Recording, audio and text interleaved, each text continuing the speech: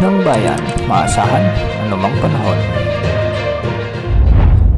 Magandang araw po sa ating lahat. Narito ng pinakaling update sa magiging lagay ng ating panahon sa araw na ito at sa magiging lagay ng panahon sa mga susunod na araw. Dalawang bagyo ngayon ang ating minomonitor sa labas ng ating area of responsibility.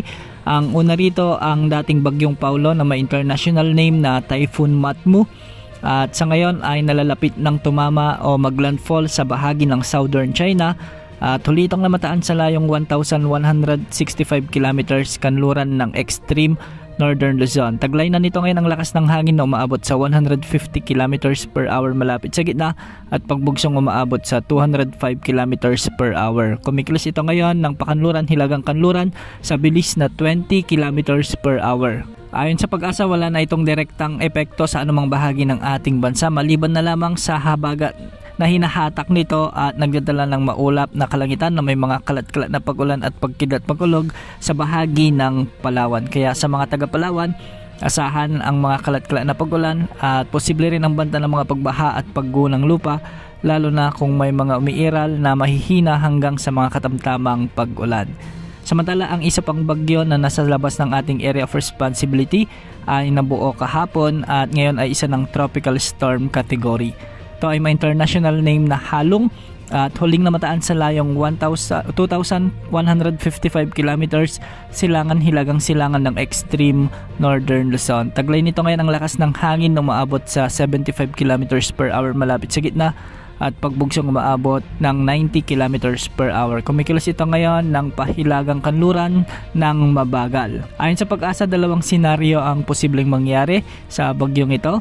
Dalawang senaryo ang posibleng maging pagkilos ng bagyong Halong. Ang una rito ay kung mataas o malakas ang high pressure area sa silangan ng bagyong ito ay posibleng dodiretso na lamang ito sa bahagi ng southern Japan. Samantala, kung mas lalakas naman ang ridge ng high pressure area na nasa hilaga o silangan ng China, ay kikilos naman ito ng pakanluran at posibleng pumasok sa ating area of responsibility at kung sakali nga ay tatawagin ito sa local name na Kidan. Kahit makapasok man ito sa ating area of responsibility ay hindi naman nakikitang lalapit o tatama sa ating bansa at wala rin itong magiging direktang epekto sa anumang bahagi ng ating kapuluan. Samantala, isa pang low pressure area ang namataan sa silangan ng Mindanao. Ito yung mga cloud cluster na nandito ngayon sa ating satellite animation. Ngunit mababa rin ang tsansa nitong maging bagyo pa sa susunod na 24 oras at hindi rin nakikitang lalapit o tatama sa ating bansa. Sa ngayon, may mga kalat-kalat na pag-ulan ngayon sa Ilocos Region, lalo na sa Ilocos Sur at Ilocos Norte. Dulot ito ng mga localized thunderstorms sa Central Luzon, ilang bahagi ng Mimaropa at Calabarzon at Bicol Region. Asahan din ang maulap na kalangitan na may mga kalat-kalat na pag-ulan dulot ng mga localized thunderstorms. Samantala sa Visayas, medyo may kalakasan ang mga pag-ulan sa ilang bahagi ng Negros Island Region at Northern Samar, dulot naman din ito ng mga localized thunderstorms. At sa Mindanao, asahan din ang mga kalat-kalat na pag-ulan at pagkidlat pagkulog, lalong-lalo na sa may Zamboanga Peninsula, ilang bahagi ng Northern Mindanao at Soc-Sargen.